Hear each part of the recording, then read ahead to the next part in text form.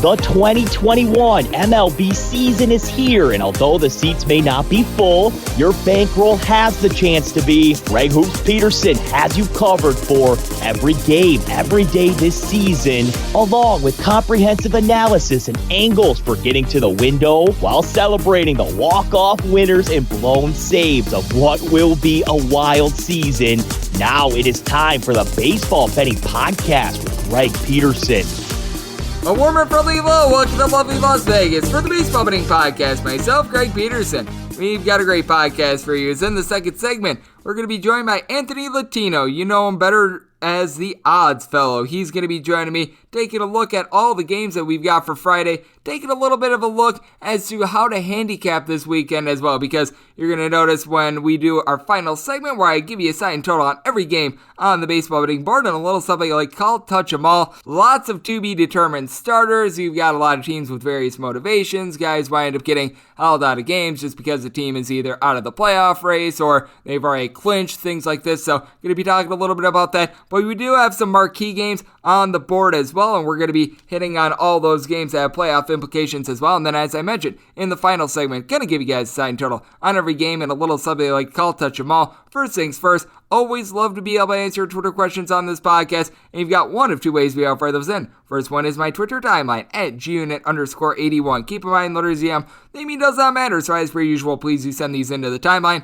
Other way is find an Apple Podcast review. If you rate this podcast 5 stars, it is very much appreciated. And then from there, you're able to fire in whatever you'd like to hear on this podcast, whether it be a question, comment, segment, idea, what have you. And we do get one in today, so let's dive in. So you have questions, and Greg may or may not have any insight into them, but let's dive into the Twitter mailbag. We get this in from Danny. You're able to follow him on Twitter at Danny877-92078, and he asks at G_D1, Greg, question, and I've got an answer. If tailing you this season, what number of units would you recommend having with regards to being able to back you, with regards to just having as your unit size in general is mainly the crux of this question to be able to simplify this down a little bit. I personally go with 0.3% of my bankroll being just what I normally bet on games, which if that is, we're going to throw out there the arbitrary number of $1,000 to keep things all nice, clean, and easy. That means that $3 would be my normal bet size there, and that is with regards to just everything, because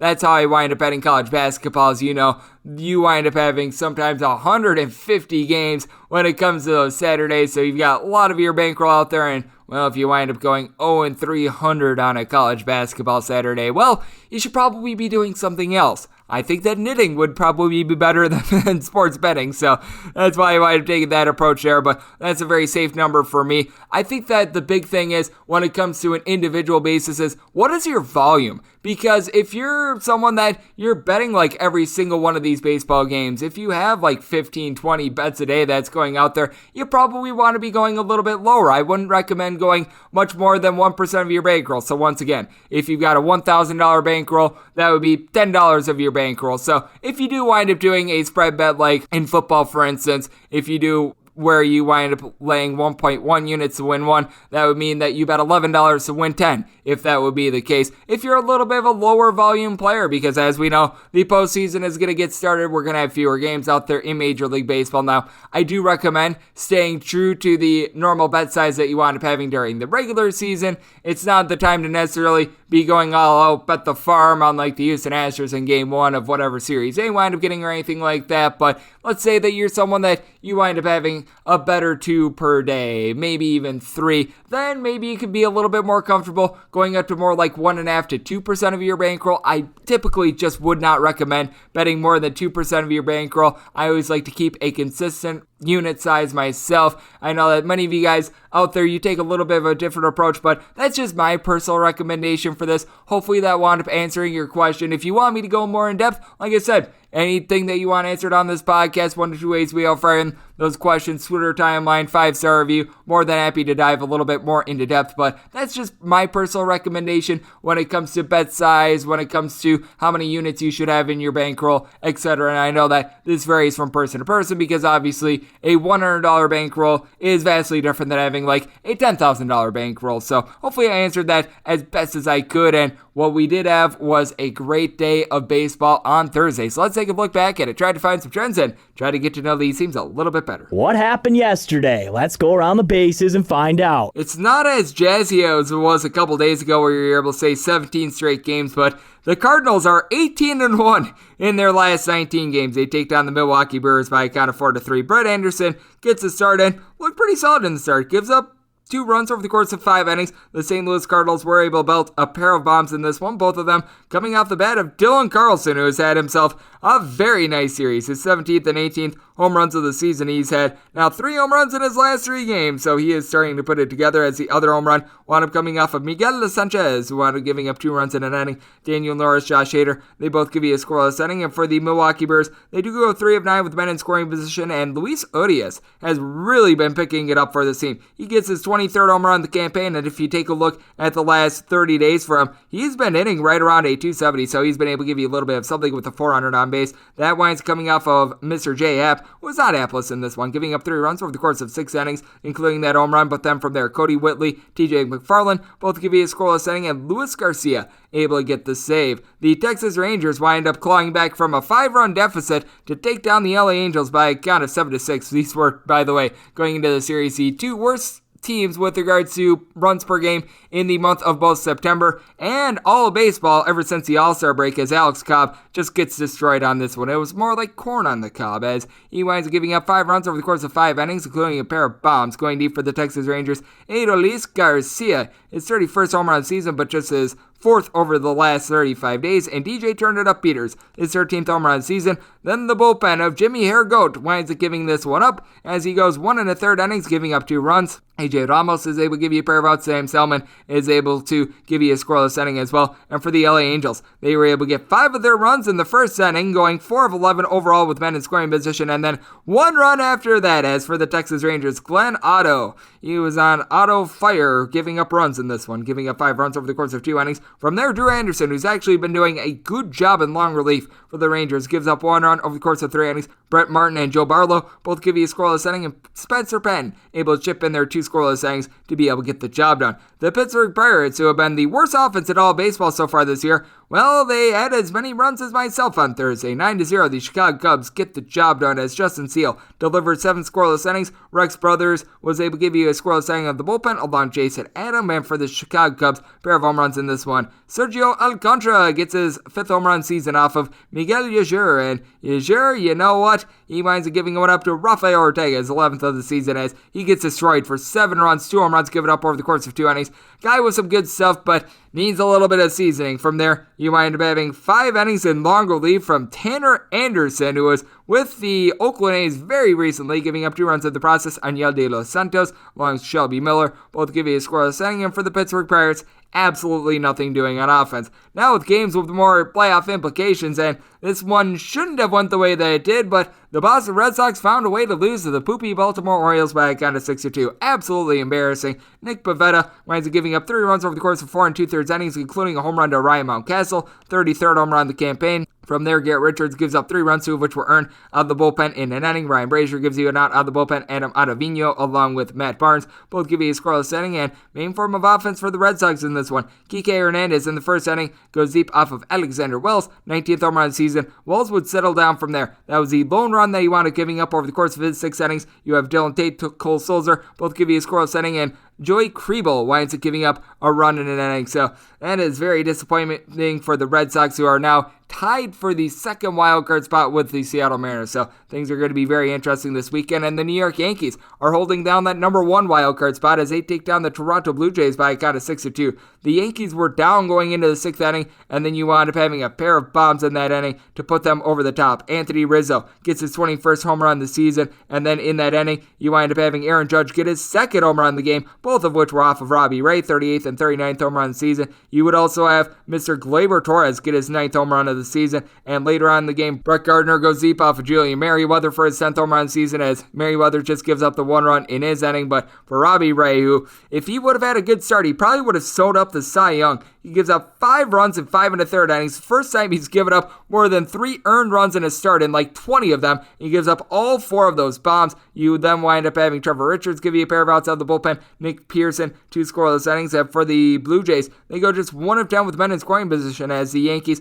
wind up having Corey Kluber not necessarily lend a lot of length. Gives up 2 runs over the course of 4 2/3 innings, but then Michael King gives you 4 outs out of the bullpen. Luis Severino, Chad Green, Aroldis Chapman all give you scoreless innings to be able to get the job done there. The Houston Astros, they wind up getting the job done. They take down the Tampa Bay Rays by a count of 3-2, as Colin McHugh winds up serving as the opener for Ryan Yarbrough, who is a bulk guy, winds up giving up 3 runs over the course of 4 2/3 innings. I believe that he's now 25-7 in his career. Coming out of the bullpen, Yarbrough is, as he winds up allowing a home run to Mr. Carlos Correa, his 25th home run season. From there, you would wind up having scoreless innings on J.P. Fireeisen and Matt Weisler, and Peter Fairbanks was able to give you an out of the bullpen in the main form of offense for the Rays. Brandon Lau, he gets loud with his 36th home run of the season. Wander Franco wound up having his on-base streak of 43 snap, by the way. That's of significance. Lance McCullers Jr., meanwhile, he winds up giving up 2 runs over the course of 6 innings, including that home run to Lau. From there, Ryan Stanek, Kendall Graveman, Ryan Presley, all able to give you scoreless innings.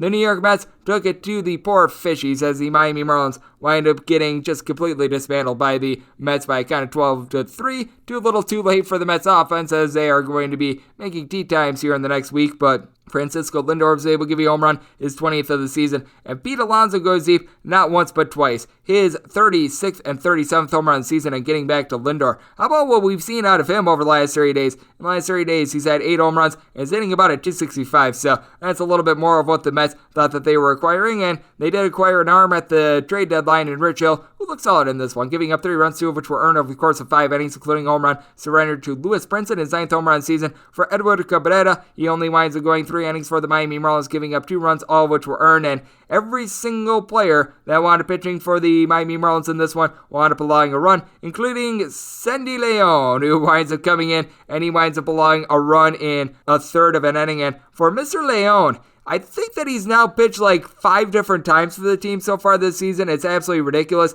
how many times they've had to trot him out there. It has been not good, to say the least. You wind up having a bulk guy in Luis Madero go 4 innings. He gives up 5 runs, all of which were earned, and you wind up having Sean Gunther give up 4 runs while getting just 2 outs. So that was not what the Miami Marlins were hoping for. This certainly was not what the Kansas City Royals were hoping for. The Cleveland Indians were able to get a 6-1 win. Shane Bieber Fever winds up giving up 1 run in his 3 innings of work. From there, Logan Allen, pretty much as a bulk guy, gives you 3 scoreless innings. Sam Entages, along with Anthony Goose and Emmanuel Clase, all give you scoreless innings. And for the Cleveland Indians, you were able to have this team go 4 of 10 with men in scoring position, as it was the first career start of young gun Angel Zerpa, as he winds up allowing 2 unearned runs over the course of 5 innings. Actually looked halfway decent for this team, even though he had pitched most of the year at, I would say, single A ball with Quad Cities, and then at the double A level didn't necessarily look good. From there, you wind up having 2 runs in an inning, given up by Tyler Zuber. Dylan Coleman comes in for an inning, he allows a run, and then Kyle Zimmer winds up giving up a run in his 2 innings of work, and the team just wasn't able to generate much on offense, despite going 3 of 7 men in scoring position. So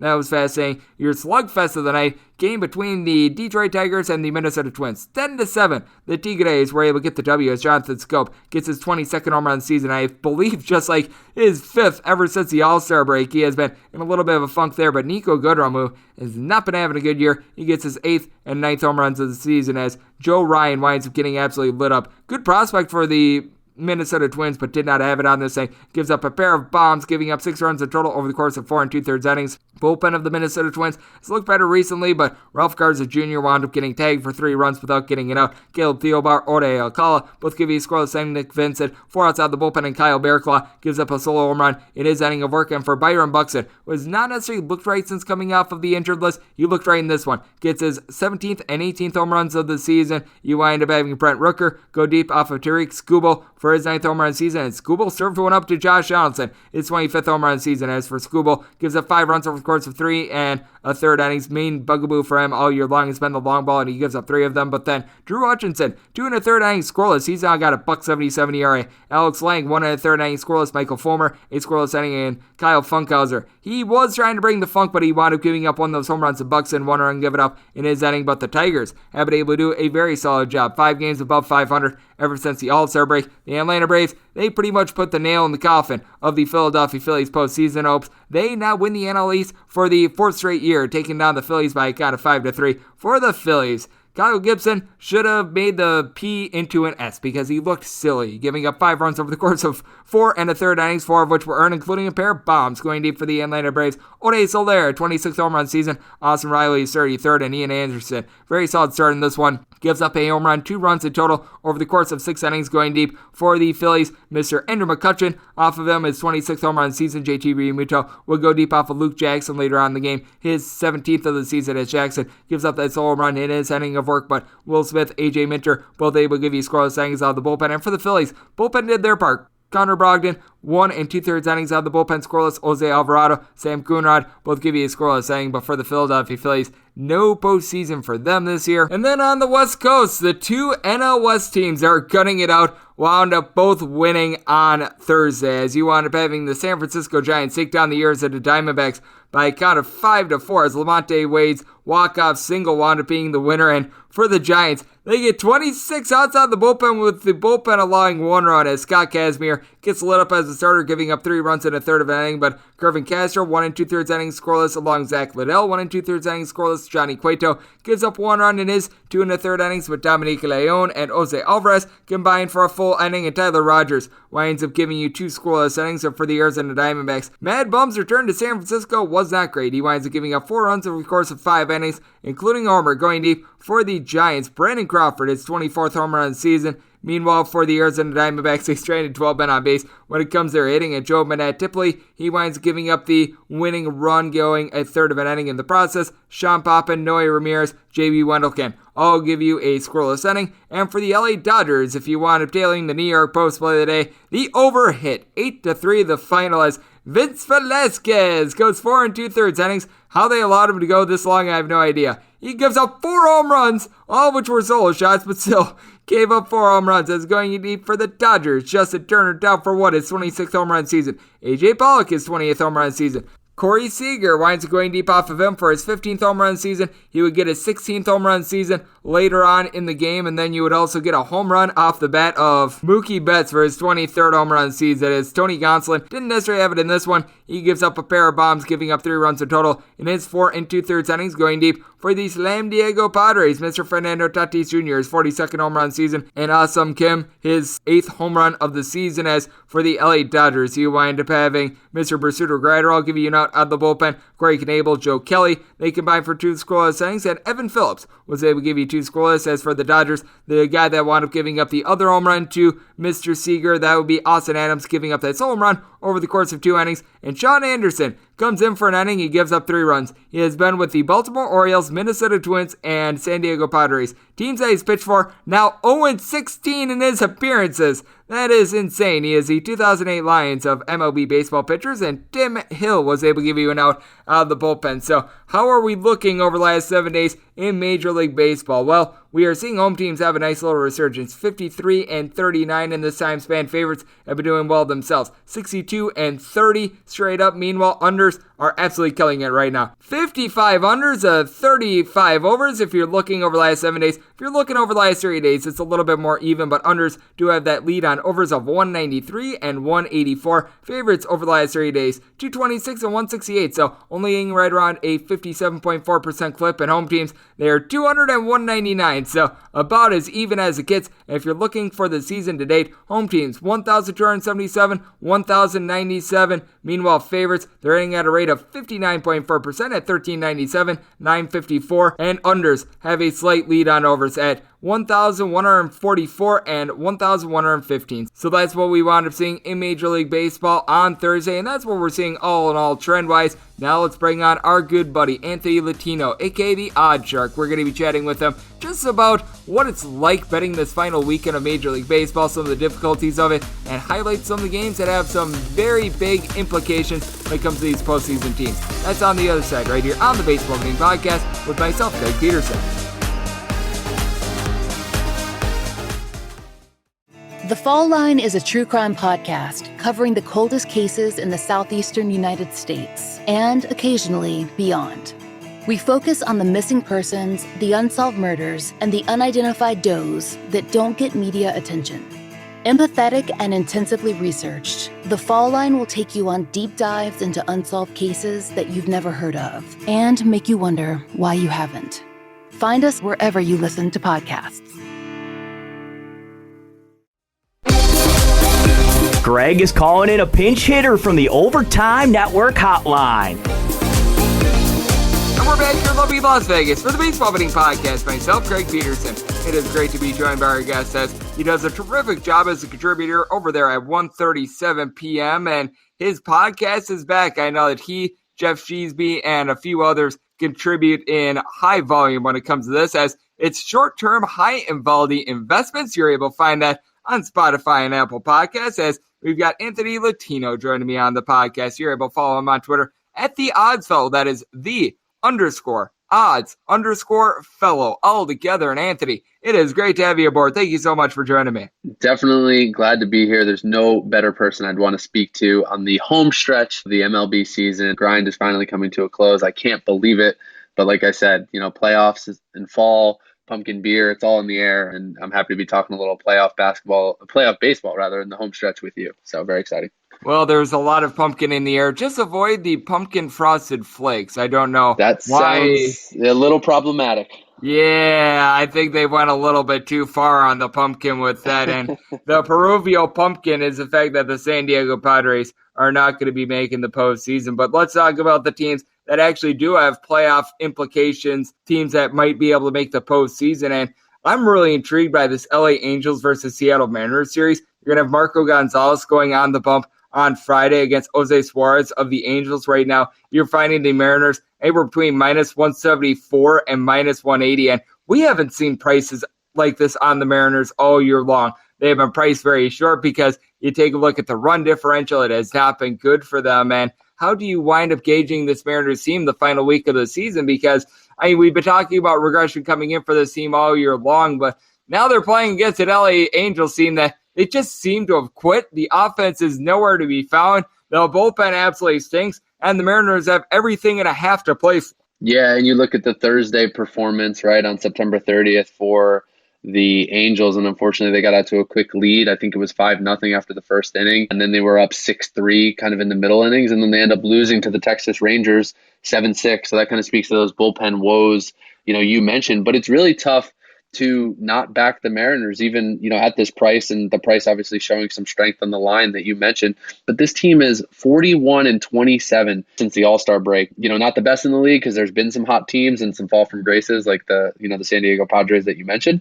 But 41-27, and it feels like, especially as of late, I don't know if you get this feeling too, just they've really come on. They're clinging to their playoff live. They're playing tough against division opponents like Oakland and some others in there. So it's been a fun team to watch. Definitely I think it's hard not to back them in this spot given the way they look and have looked since the All-Star break. Absolutely. I'm right there with you. And it's been very fascinating to watch the Boston Red Sox in recent weeks as well. They seem to be putting themselves in pretty good footing to be able to make a postseason charge, as it's going to be Mr. Eduardo Rodriguez going on the mound for them. And they're playing against the Washington Nationals. And if you're looking for a schedule which sets up very well to be able to make the postseason, well, play the poopy Baltimore Orioles and the Washington Nationals in the final week of the season, as Josh Rogers is going to be going for the Nationals. Now, what I will say about the Nationals is that you can tell that this team has not given up. They've actually been able to do a relatively solid job on offense. You know that Juan Soto is going to be out there. He's going to do everything humanly possible to keep his on-base percentage going very high. But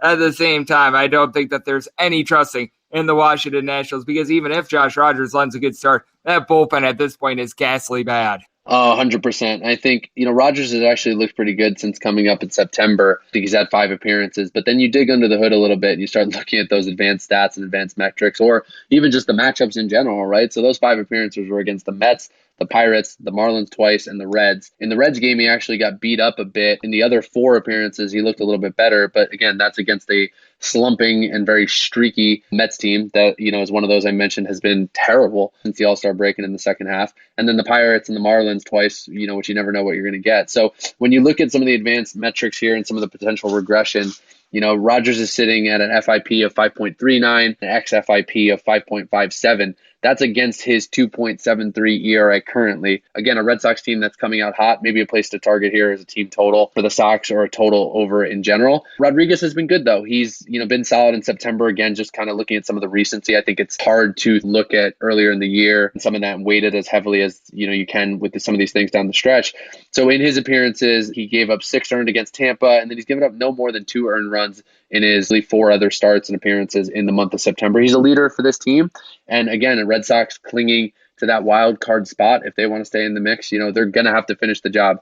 Me, as a Yankees fan, and all us Yankee fans rejoice when the O's stole one from the Red Sox. So I think the Nats, maybe they steal one. Like you said, they haven't given up, but I don't know if it's this matchup in particular. I think that's going to be tough sledding for Mr. Rogers. Yeah, I'm right there with you. And with Rogers, he wanted pitching for 2 years with the Baltimore Orioles, had in his 2 years with Baltimore an 8.65 ERA. So yeah, I think that something's going to wind up giving there. And to your point about Eduardo Rodriguez, 5.95 ERA at home, 4.22 on the road. So when he's been away from Fenway, much like a lot of these Red Sox pitchers, he's actually been a little bit better, as we have Anthony Latino, a.k.a. the Odds Fellow, joining me right here on the podcast. And you mentioned it, you're a New York Yankees fan. This is going to be a very fascinating game with Nestor Cortes and the Yankees playing against the Tampa Bay Rays. With the Yankees, currently I'm seeing them as a minus 129 favorite over there at the Westgate. Really the only place I'm seeing a line on this game, as this is one in which you had a little bit of mystery as to the Rays were going to be trotting out there for a starter. And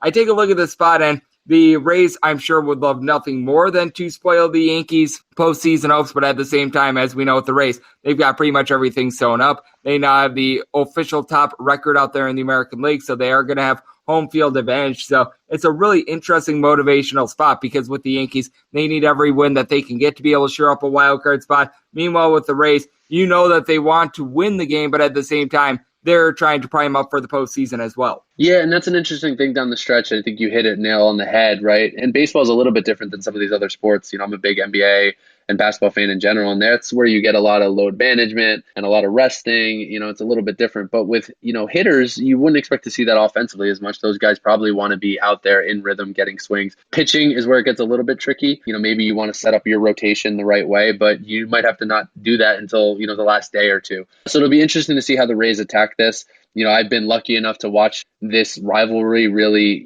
kind of come out of nowhere, right? The Rays were not a team to contend with. People look at them a lot differently. But if you look at what they've done over the last few years, going head-to-head against the Yankees, making some postseason runs, making some World Series, you really got to give them, a ton of credit. So it's going to be interesting to watch. I'm glad it's in the Bronx and not in Tampa. Sometimes that place turns into a bit of a house of horror for the Yanks. So that'll be nice to see. One of the questions I wanted to ask you, you mentioned the early line. Do you have an early total for this, or what are you seeing posted so far?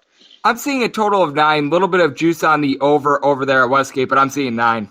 Yeah, so I actually lean a little bit, and I kind of had this closer to that 8 mark, maybe 8.5. So to kind of get that extra run, I think it's a little concerning because you got some boppers on both these teams. A lot of that, strikeout, home run, walk, 3 true outcomes across both squads.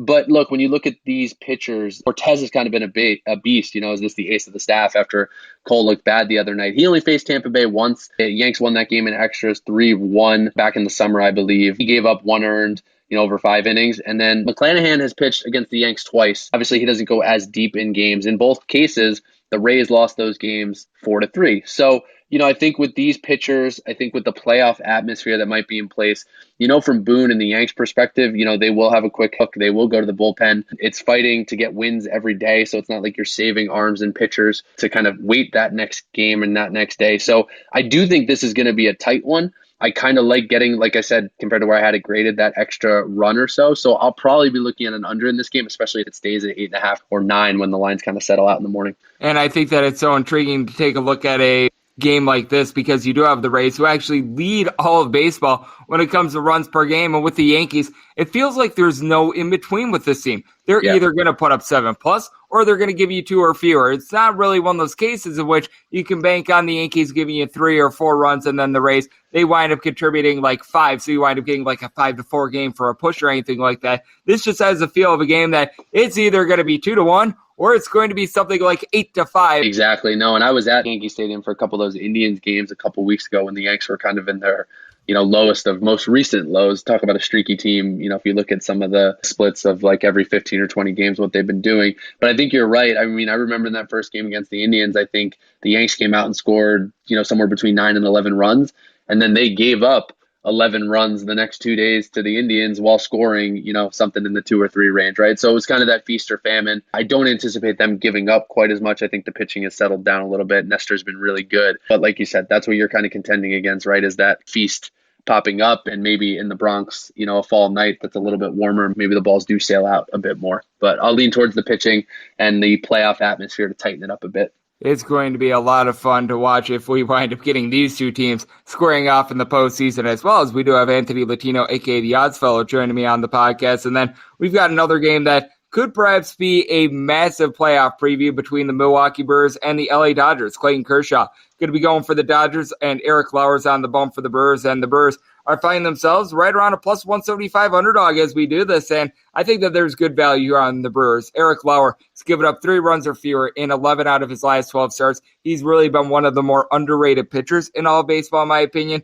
And take a look at Clayton Kershaw. Ever since he's come off the injured list, and he's by no means been a bum, but this is certainly not the Clayton Kershaw of 5 years ago. You can tell that injuries have gotten to him a little bit. He's seen a little bit of a dip in his velocity as well. So I take a look at this spot. I recognize that the Brewers have less to play for the Dodgers because they are slotted in when it comes to the postseason, but I still think that despite that, there is good value on the Brewers, especially with Lauer probably trying to showcase himself if he wants to be able to get one of those rotation spots when it comes to the postseason. Yeah, 100%. And look, the Brewers just ran into that buzzsaw that was the St. Louis Cardinals rattling I think it ended up at a 17-game win streak before the Brewers finally broke through the other night. I could probably count on too many fingers how many times I tried to bet against them during that streak, thinking the regression was coming. And a couple times was in that Milwaukee series, just in looking at some of the pitching matchups. But again, you take some of those L's plus with them taking their foot off the pedal. I think that is why they have maybe, kind of hovered around the W's as of late, but I do think that's a good number and good value to your point for that pitching matchup.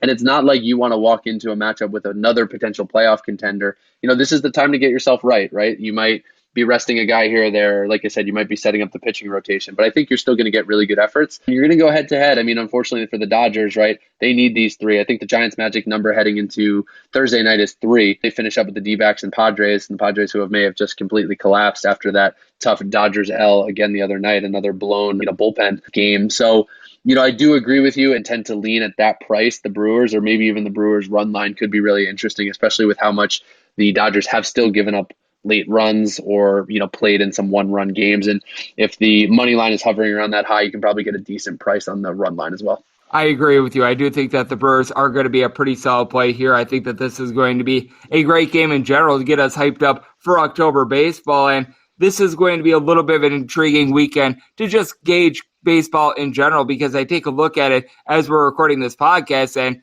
just full disclosure, right around 5:30 p.m. Pacific time, you've got 7 teams that have yet to settle on a pitcher for the upcoming day. We're able to make our guesses, and some of them are a little bit more educated than others, but as of right now, you've got nearly half the betting board that is a little bit to be determined at this point. And how do you wind up gauging days like this? Because you've got a game like the Padres versus the San Francisco Giants, in which there are no pitchers listed for either team at this point, right, which that is a big, giant difficulty. And I do think that it makes handicapping these last few days of the regular season very difficult, because we know that teams just at the last minute, they'll make changes because they want to trot out there some young guys. They're maybe trying to get rest because they unexpectedly clinch, what have you. So I do think that that is a little bit of a difficulty with just gauging baseball this weekend in general. Yeah, 100%. And I think, you really have to pick your spots late in the year. And I would honestly advise you start doing that, almost as you get into mid-August into September. A lot of these things start tightening up. A lot of teams look different after the trade deadline. You can kind of see really what those buyers and sellers become. At that point, I think what I like to start targeting is some younger, maybe lesser used pitchers where there might not be as much data. Sometimes you can get decent prices on there. Obviously, this weekend, you could target some of those spots. I don't really know if any are jumping out. But, again, I think look for spots like that, and then really key in on, for me, at least what I'm looking at is what matters, who's been playing well down the stretch. So I will look at some of those teams, those last 10 to see how they're performing, some of the matchup data, the in-division records, if they're trying to spoil it, versus an out-of-division game might mean a little bit less. Those are just some ways to key in on it when you don't have as much of the pitching data and the pitching matchups. But my biggest advice, tread lightly. It's dangerous out there.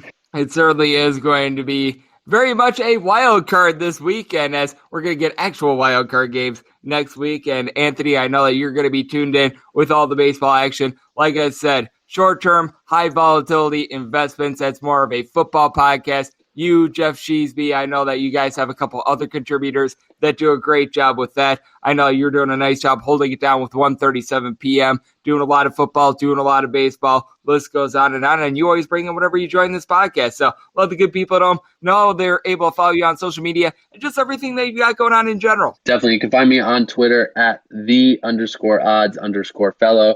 Appreciate a follow, interaction. Let's have some fun. We'll be doing some baseball picks down the stretch, but also free plays in the NFL. And I can't believe the NBA is around the corner, so we're getting ready for that. And besides short-term high volatility investments with the old man who bets, as Greg mentioned, and I appreciate that, presented by 1:37 p.m. We also have the Dad Bods podcast, which we still keep going and have some fun with, a little rotating group of some good cappers and some good dads, that want to have some fun and get some free picks out there, get some analysis out there. So plenty more of that to come. And I'll just leave you with one thing. You can't forget, I saw it yesterday. I haven't bet it yet. Maybe got to look around. If the Yanks get in, they could be dangerous if they get past that wild card. Plus 600 to win the AL. I don't know if they win it all, but streaky team, could they be getting hot at the right time? So we'll find out. And if the Yankees wind up making the wild card, perhaps the rollover mentality that you wind up taking with the Yankees on a series-by-series basis, because you've got to think that if they wind up getting into that one-game wild card, you're going to get a pretty solid price there, depending on who they wind up drawing, if that be the Blue Jays. If they wind up drawing the Seattle Mariners, you're probably not going to be getting plus money on the Yankees by any stretch of the imagination, but certainly going to be very fascinating to see what we wind up getting there. I know that Anthony is locked in on everything that we're seeing in baseball right now, doing a great job with the NFL, and once we get the NBA back, he's going to be doing a tremendous job there and always does a great job on this podcast. So big thanks to Anthony, a.k.a. The Odds Fellow, for joining me right here on the Baseball Betting Podcast. And coming up next, it is that time of the podcast to give you a signed total on every game on the betting board for this Friday, and a little something like call, touch 'em all.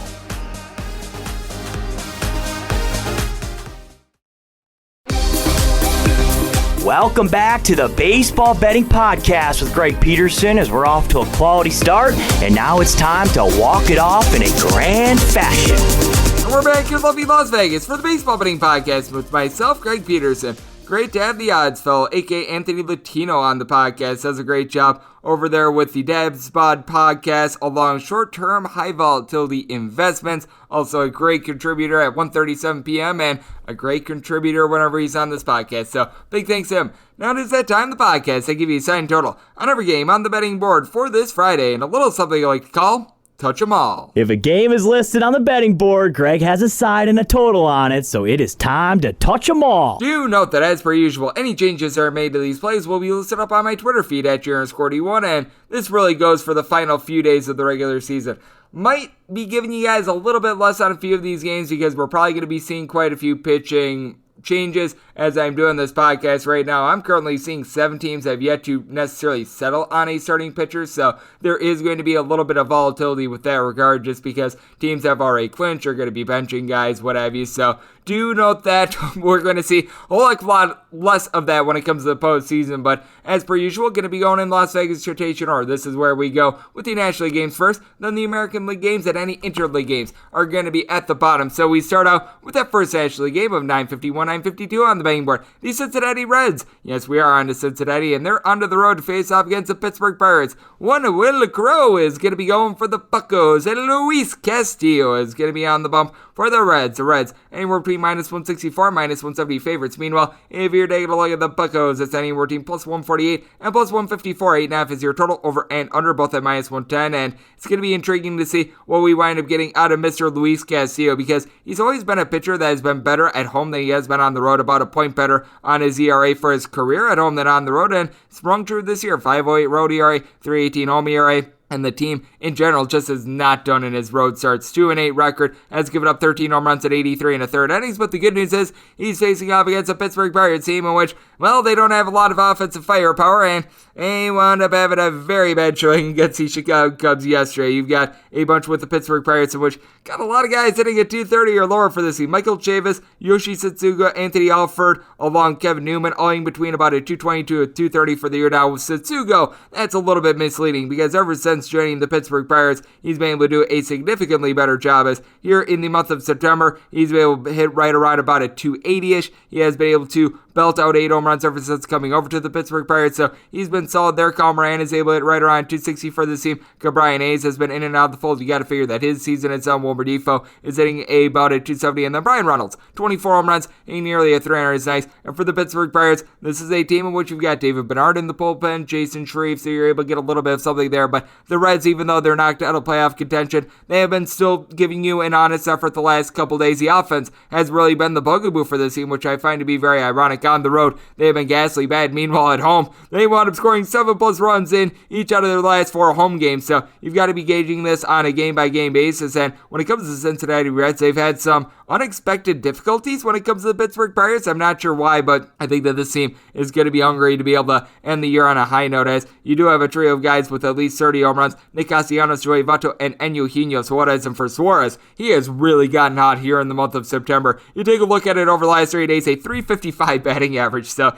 he's been doing some nice things there. Jesse Winker, Long Taylor, and Naquin have been quite banged up for the team, so Jonathan India at the leadoff spot with a 375 on base, 21 home runs has really been big for the team. Tyler Stevenson, he's been solid, right around 365 on base. Tucker Barner has seen a little bit of regression, still hitting at 250 overall, but you take a look at him over the last 3 days and he's been batting a $170. But for the Reds, Luis Cessa has been solid out of the bullpen. Michael Givens has been giving you some good innings, and this is a team that over the last 3 days, they do rank the top 10 when it comes to bullpen ERA, and I think that Will Crowe is going to get touched up once again in this start. You take a look at Crowe, and it has not necessarily been going too well for him so far this year. A 5.77 ERA at home, a 5.07 ERA. You give it up 10 home runs in 55 innings. On the road, it's actually 15 bombs in 55 2/3 innings, and opponents are still hitting about a 265 off of him at home. At home, he's given up right around 5 walks per 9 innings, so I do think that this is a good spot for the Redlegs. I set them on the money line, more around a -178. If you're taking a look at the run line at Westgate, I'm finding this as a -115. A lot of places don't have run lines up right now, but I was willing to lay up to a -122, so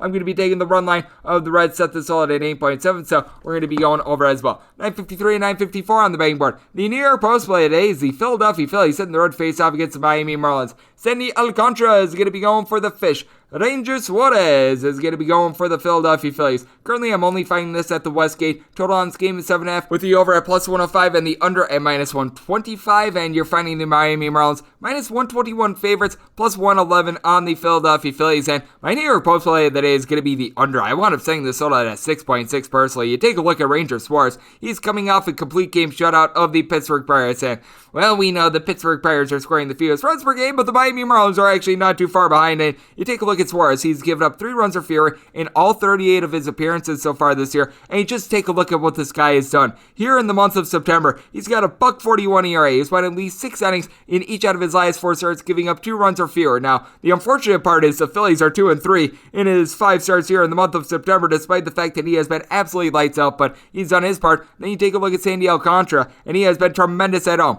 As we know, Miami, a very pitcher-friendly ballpark, just 2-5, but he has a 2.17 ERA at home. That doesn't make any sense whatsoever. 7 home runs surrendered in 99 2/3 innings. Opponents are getting a $1.95 off of him when he's in Miami. So I think that both of these guys are going to be able to do a relatively solid job. You take a look at the Miami Marlins, and you don't have a lot of guys going yard for you, as Jesus Aguilar is on the injured list. Jazz Chisholm has been able to give you a little bit of power, along with Jesus Sanchez. Both of these guys are giving you right in the neighborhood of about 14 to 17 home runs. With Mr. Sanchez, you take a look at him over the last 3 days, and he's been hitting right around at 265. He's got 8 home runs in that time span, so he's been able to give you a little bit of something. Lewis Brinson went deep yesterday, but he's only in a 230. Brian De La Cruz, ever since coming off the injured list, is hitting below the Mendoza line of a 200. Lewin Diaz, along with Eddie Alvarez, you're able to throw in there a couple guys like Austin Jackson as well. They're all hitting at 215 or lower, so it's very brutal. And for the Miami Marlins, this is a team that they're right around 10th in the big leagues when it comes to bullpen ERA, so they've been solid there. Anthony Bender, Richard Blyer have sub-3.5 ERAs. You've been able to get a little bit of something out of Steven O'Kurt as well. I like the way that he's pitched, with right around 2.35 ERA, and even Zach Pop over the last 30 days, he's gotten his ERA below 4. And then you take a look at the flip side and what you're going to be able to get out of the Philadelphia Phillies, and their bullpen has been rocky to say the least. They've not been able to get anything out of Archie Bradley because he's now on the injured list. Cam Bedrosian has been absolutely terrible. Jose Alvarado has actually been one of the better pieces for the team, and over the last 30 days, Ian Kennedy has not been bad. His beginning of his tenure with the Philadelphia Phillies was really bad over the last 15 days. 1.23 ERA over the last 30 days, more like a 3 ERA. So he's starting to rein it in a little bit in a close game. So that's something that you're able to rely upon. And then you just take a look at this Philadelphia Phillies offense, and where in the world is it right now? I mean, they have scored a combined 3 runs in their last 4 games, 3 runs or fewer in each out of their last 5. If you date it back, they have scored 4 runs or fewer in now 11 out of their last 13, and I think it's now 12 out of their last 14 for that matter. Bryce Harper has been amazing. He's given the team 18 home runs ever since the beginning of the month of August, but nobody is helping him out. Gene Segura is sitting in the pocket of about a 290. Odubel Herrera, long JT Realmuto, both hitting right around a 265, but then you got Didi Gregorius, Andrew McCutchen, both hitting a sub 220. With McCutchen, he has been able to give you 25 home runs, 334 on base, but you need Ronald Torreyes, Freddie Galvis, someone to be able to step up for the team, and you're not finding that, which is why the New York Post play of the day is the under in this spot. And I do think that Suarez is actually going to give a little bit of a better start than Alcantara. You just take a look at this Miami Marlins lineup. I don't think that they have enough firepower, so I did wind up saying the Phillies as a favorite here, actually up to a minus 132 favorite. So I'm going to be taking the Phillies on the money line, and the New York Post play of the day here is the under. 955, 956 on the betting board. The New York Metropolitans at the road face off against the Atlanta Braves. Scotty Yanoa is going to be going for the Bravos, and you've got Tyler McGill on the bump for the Mets. You're finding the Atlanta Braves anywhere between minus 151 and minus 170 favorites. Meanwhile, plus 141 to plus 150 is your price on the Mets. 8.5 to 9 is your total on the 9. Under is minus 120 and the over is even. On the 8.5, over is minus 115 and the under is minus 105. And you take a look at Mr. McGill, and he wound up having a very good start to his New York Mets career. I believe that he wound up giving up 2 runs or fewer in 5 out of his first 7 starts. And ever since then, it's not great. He has given up at least 4 runs in 3 out of his last 4, and he's just been getting taken deep a lot. He has now given up 7 home runs in his last 4 starts. You take a look at what he's done in the month of September, and it is no bueno. A 7.20 ERA, giving up 7 bombs in 20 innings, so that is a big giant issue. And you take a look at Mr. McGill, 4.91 road ERA, 4.69 home ERA, so he's been relatively consistent in both. 9 bombs given up in 36 2/3 innings away from home. 10 bombs in 46 innings given up at home. And then you take a look at Yanoa, and you know what? He's got some big home and road splits. This is a man that is a 5.49 road ERA. Meanwhile, a 2.60 home ERA. He's given up 5 home runs in 45 innings in Atlanta, 8 bombs in 41 innings on the road, and opponents are getting a $1.68 off of him in Atlanta compared to a 2.70 on the road. The Atlanta Braves, they seem to have clinched a lot of stuff, but I do think that there might still be a little bit of motivation here. And you just take a look at the Atlanta Braves. You've got a quadrant of guys with at least 30 home runs. Ozzie Albies, Freddie Freeman, Austin Riley, along with Adam Duvall. And for Riley and Freeman, both of these guys hitting in that pocket about a 300 Dansby Swanson, 27 bombs. He's hitting about a 250 ever since Ode Soler has come to the fold. He's hitting about a 270 for the Atlanta Braves, so he has been able to find some success. Even when you've tried it out there, Eddie Rosario has been able to do a solid job in the outfield, and this is an Atlanta Braves team that ever since the All-Star break, they've got a top 8 bullpen with regards to ERA. Luke Jackson has been able to give you some good innings. You take a look at Tyler Madzik ever since the beginning of the month of July. He's got an ERA that hovers right around 2. You take a look at AJ Minter, and over his last 6 appearances, he has not allowed a run, so that's a good sign for the team. Richard Rodriguez has been solid. And then for the Mets, I will say Aaron Loop has been absolutely tremendous for the team out of the bullpen. Miguel Castro has had his ups and downs, but he's been relatively solid. Even someone like a Trevor May has been able to go out there. He's been able to do his job over the last 3 days. He's got a $1.93 ERA, so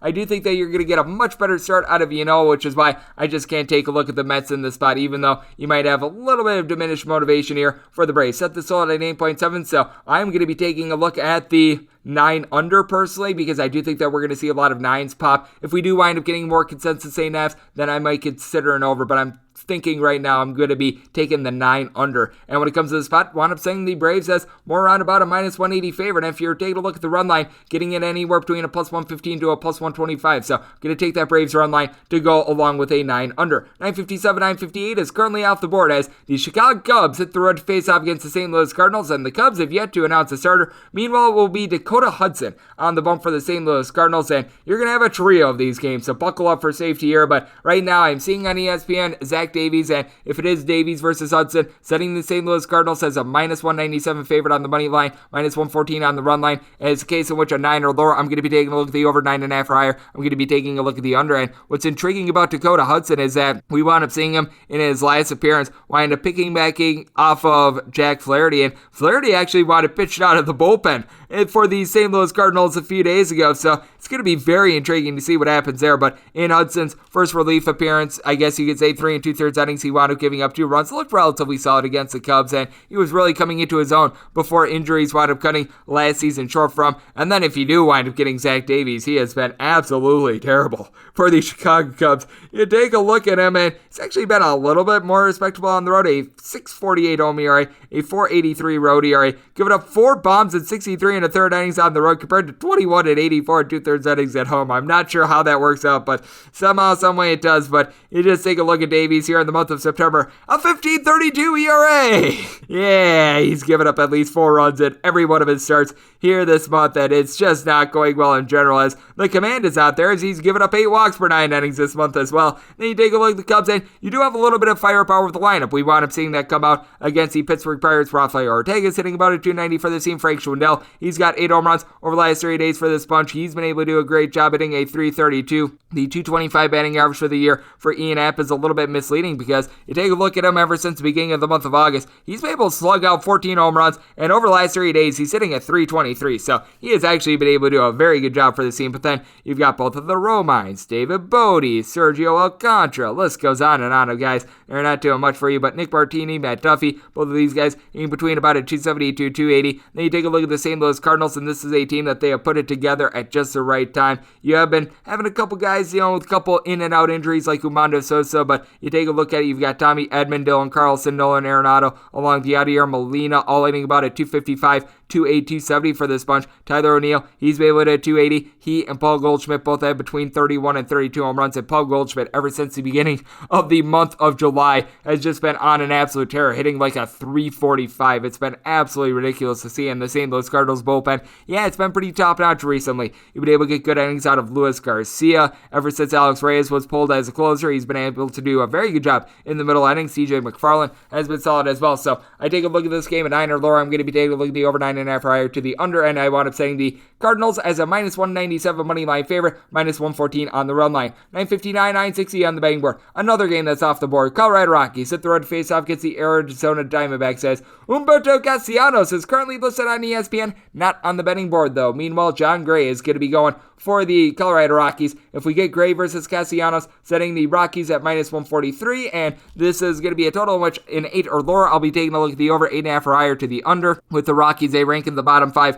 when it comes to runs per game scored on the road, but you take a look at the Rockies, and they're 18 and 17 in their last 35 road games. This after they started the year 6 and 33 on the road, so there's actually been value post All-Star break in betting on the Colorado Rockies on the road, and there's been no value in betting on the Arizona Diamondbacks. Home, road, neutral field, Planet Pluto, they have just stunk all the way around, and it's because you've got absolutely no power in this lineup. You take a look at the Arizona Diamondbacks, their leaders in home runs are Ketel Marte and Carson Kelly, who both have 13 home runs. Stolten, Varsho, Pavin Smith, they've chipped in their 11 home runs. It seems like Josh Rojas might be a little bit injured, so you really have been trotting out their guys like Guillermo Vargas for at-bats, and it's just not going well for you. I will say, their young guy in Geraldo Perdomo, who was mentioned by William Bohr on this podcast a few days ago, intrigued to see him, but you don't have a lot with this Arizona Diamondbacks team. And then you take a look at the bullpen, and Tyler Clippard is right now just fighting for survival out there in the big leagues. He's actually not been too bad. He and Joe Manatipley, sub-4 ERAs along with Noe Ramirez, but Caleb Smith is a failed starter that they're using out of the bullpen. Taylor Widener, Brett DeGeis's ERA is hovering right around about a 7.5. It's just been terrible. And then you take a look at the flip side for the Colorado Rockies, and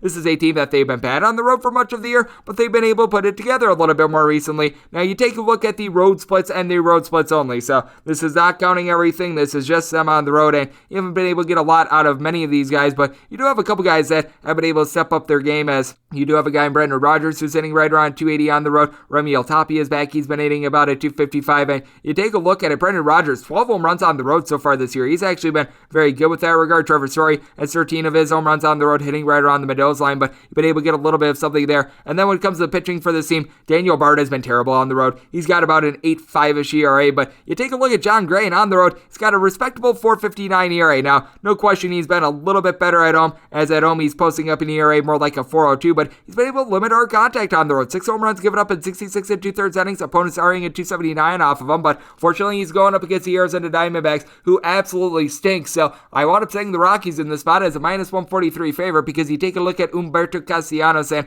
though the Arizona Diamondbacks are now 3-2 in his last 4 starts, I think massive regression is coming in. This is a guy that's got 25 strikeouts in 40 innings along 14 walks, and yet he's posting up an ERA by 4.28. Something just doesn't add up here. He has got a big giant difference between his fielding independent and his ERA. I think that's going to really come to a head here. He's actually got a 4.43 home ERA compared to a 4.12 road ERA, but opponent's starting at 2.84 off of him. Very much a pitch to contact guy, and I think that this is a good spot for the Rockies. So set them as a minus 143 favorite. 8 or lower, going to be taking a look at the over 8.5 prior to the under. 961, 962 on the betting board. The San Diego Padres hit the road to face off against the San Francisco Giants. Anthony DeScalfani is projected on ESPN to go for the Giants. Meanwhile, Joe Musgrove for the Padres, but the betting board has nothing for either team, so this game is completely off the board. And if we do wind up getting Musgrove against Anthony DeScalfani, the book of Greg Peterson makes the Giants a minus 167 favorite. Now, if we do wind up getting DeScalfani versus Musgrove, I'd be taking a look at right around a plus 115 to a plus 120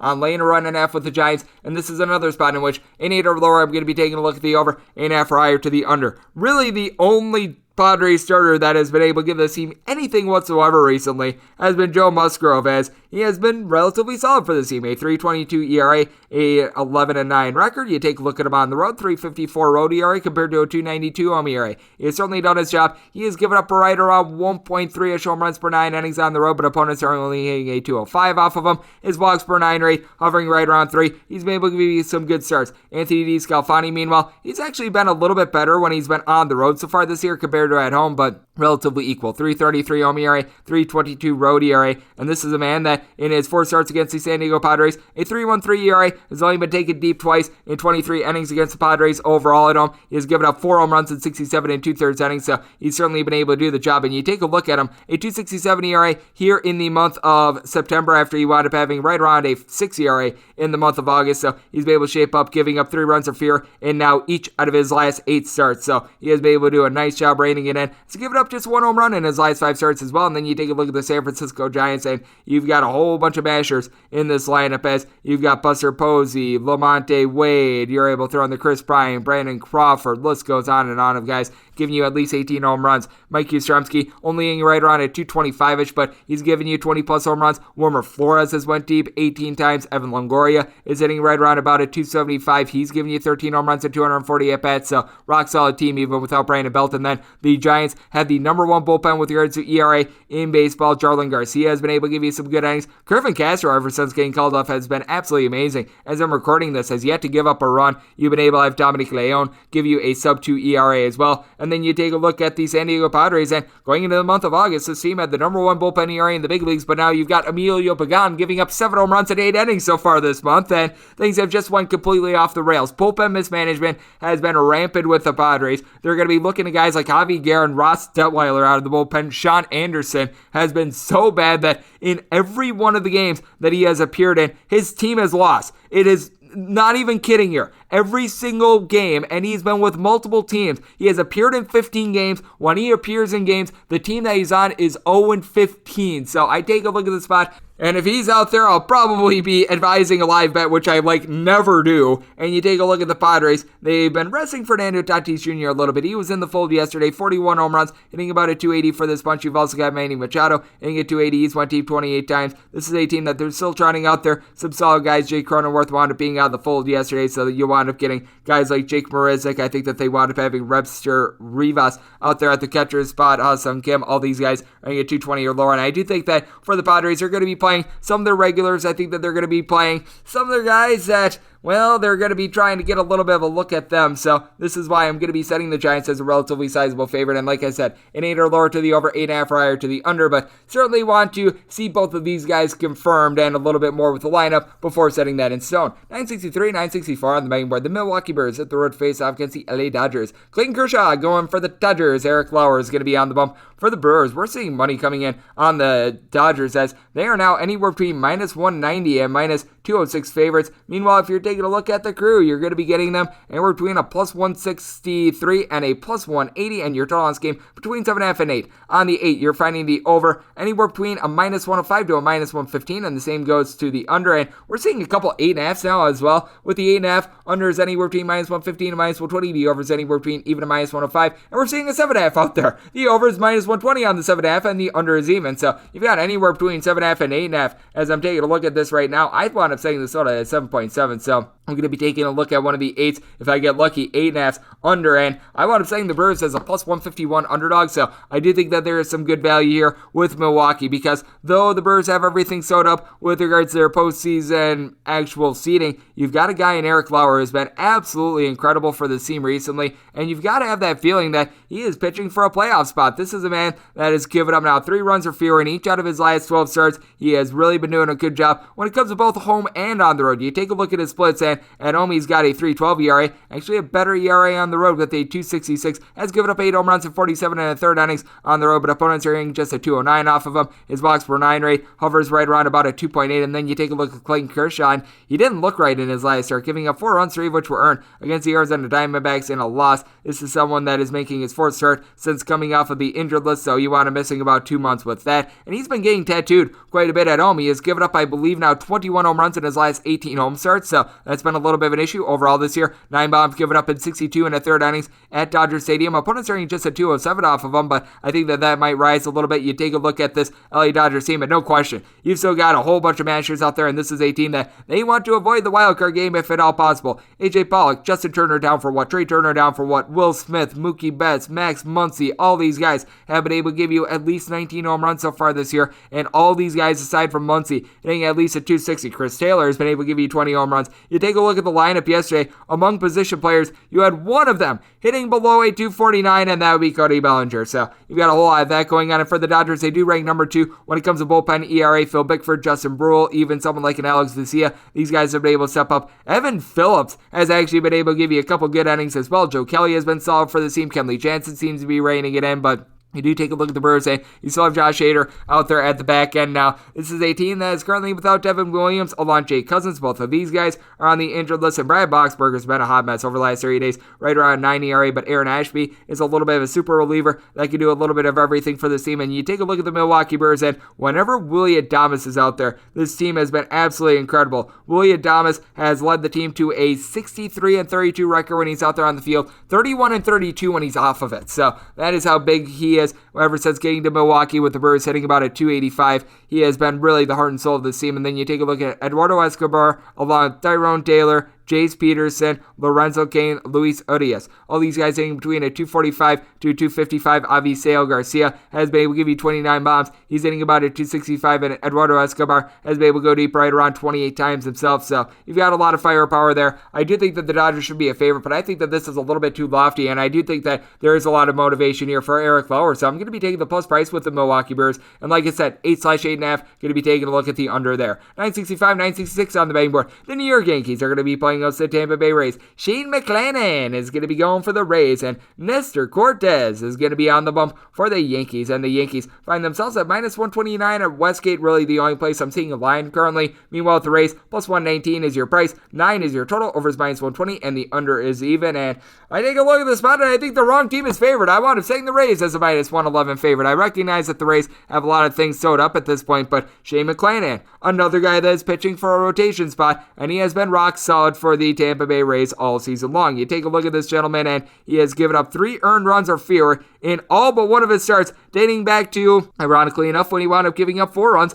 to the New York Yankees on June 2nd. So in that time span, I believe that he has put in 14 starts. He has been able to do a relatively solid job with that regarding. You take a look at McClanahan, better ERA on the road than at home. 3.38 road ERA, 3.50 home ERA. He's given up just 6 home runs in 56 innings on the road, so he has been very solid with that regard. A guy that's able to hit 100 on the radar gun. And for Nestor Cortez, he has been very good at home. 2.38 home ERA compared to a 3.28 road ERA. He's given up 6 home runs in 41 and 2/3 innings, and that is the big thing with Nestor Cortez. You take a look at him, and he's been getting quite a bit lucky, in my opinion, because he has given up a home run in every one of his starts ever since the beginning of the month of August. He's made 10 starts. He has given up at least one home run in every one of them, 12 in total in this time span, and yet the team is 7-3 in them, and he's given up 3 runs or fewer in all but one of them. That is something that just cannot continue. You take a look at the New York Yankees, and they did a good job of being able to claw victory out of the jaws of defeat yesterday as they were able to get a pair of home runs from Aaron Judge. He's now at 39 for the year. He's been able to do a great job for this team. You've also got Carlos Stanton along with Joey Gallo,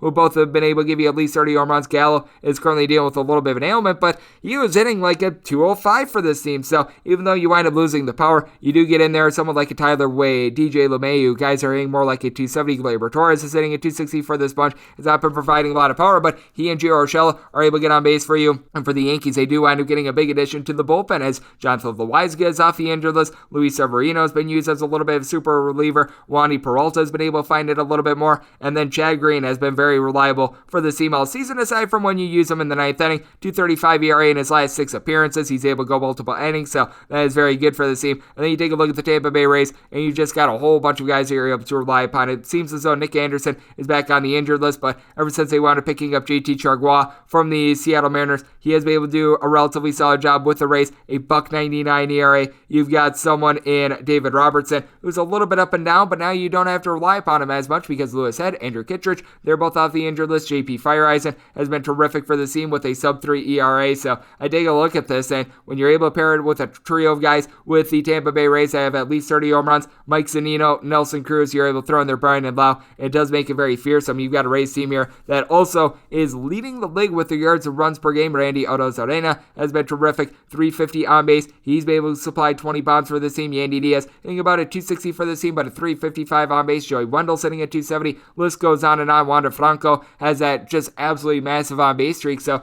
feel like the Rays should be a little bit of a favorite. I set this all at a 9.2 because of all the Rays are able to throw out there. So I'm going to be taking the over in this spot, and I'm going to be taking the Rays. 967, 968 on the betting board. The Baltimore Orioles hit the road to face off against the Toronto Blue Jays. Steven Matz is going to be going for the Jays. Good old Timmy Determined is going to be going for the Baltimore Orioles. If it winds up being a poopy Orioles bullpen game, I'd set the Blue Jays right around a minus 350. I'd be willing to lay about a minus 180 on the run line. I set this all to where at 10.5 or lower, I'd be taking a look at the over, and 11 or higher, I'd be taking a look at the under. I mean, there's just no backing the Baltimore Orioles. Actually, we're seeing a Westgate line as of right now with a to-be-determined starter with the Orioles. Minus 320 for the Toronto Blue Jays. Plus 280 with the Orioles with a total of 10. I'd be taking this over, and I'm noticing with the Blue Jays, they're minus 170 on the run line. I would be willing to take that as well. You take a look at Steven Matz, he has been able to do a relatively solid job here with the Blue Jays. He's got all in all for the year a 388 ERA. Now, you always get like once a month that big old Steven Matz giant clunker, but at the same time, you take a look at what he's done here in the month of September. Nothing great, nothing terrible. A 4.21 ERA.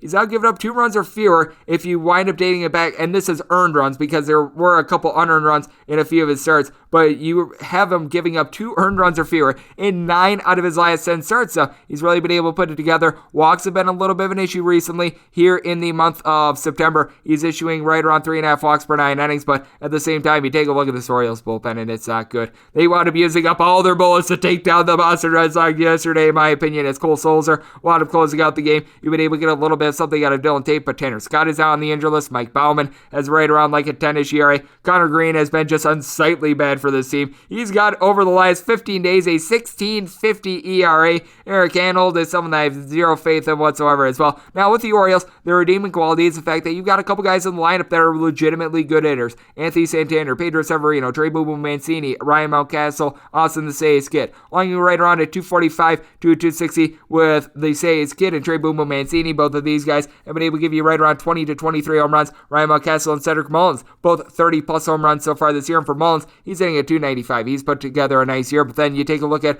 Ryan McKenna, Pat Valaika, Jahmai Jones, Austin Wynns, the list goes on and on of guys hitting at 215 or lower. And then you got a Blue Jays team that I recognize they were held a little bit silent yesterday, but got a pair of guys with north of 40 home runs in Vlad Guerrero Jr. along with Marcus Semien. George Springer is starting to look like himself. He's picked it up the last few days. Bubba Shit along with Teoscar Hernandez, both hitting right around 295 with 28 plus home runs apiece for both of them. Santiago Espinal is doing a good job of getting on base. Randall Grichuk has been able to supply 22 bombs for the team, so you've got a lot of good things there. They have been dealing with a little bit of an injury to Lourdes Gurriel, and that's tough because he has been actually one of the best hitters in baseball over the last 3 days, but you take a look at the bullpen, Adam Simber is a guy that I have faith in. You have been able to get some good innings out of Jordan Romano. Now, I will say Trevor Richards has looked very shaky recently. Over the last 30 days, he's been posting up a 2.84 ERA, but you go to the last 15 days, more like a 5-ish ERA, so he's had his ups and his downs, but Tim Mazza has been able to give you a little bit of something. I think that the Toronto Blue Jays should be a very sizable favorite, and if we're getting into total 10, I'm going to be taking a look at the over,